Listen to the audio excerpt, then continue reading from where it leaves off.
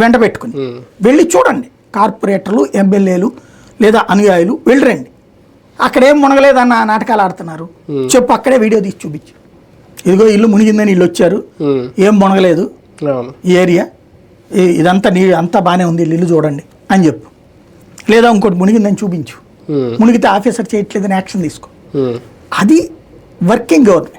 అధికారుల వైఫల్యం ఎంతవరకు కారణం? ఇంతకుముందు ఓకే, జగన్ గారి టైంలో వాలంటీర్లు ఉన్నారు, అంతకుముందు జన్మభూమి కమిటీలు ఉండేవి.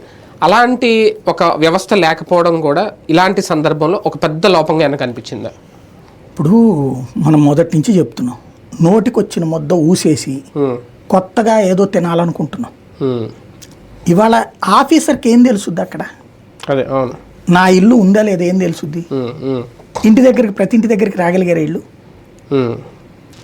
చాలా మంది ఆ ఏరియా వదిలేసి వెళ్ళిపోయారు. మధ్య తరగతి అయితే 100కి 60-70 మంది వెళ్ళిపోయారు, బంధువుల ఇళ్ళ దగ్గరికి వెళ్ళిపోయారు.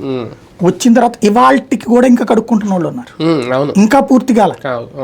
ఎందుకంటే మోటార్లు, సిస్టమ్స్ అన్ని సెటరేట్ చేసుకుని నీళ్లు కావాలా, అక్కడ నీళ్లతో కడుక్కోవాలా, మనుషులు కావాలా, అది ఎత్తుకెళ్ళే కావాలా, బోలెడు చచ్చింది ఇంకా పని.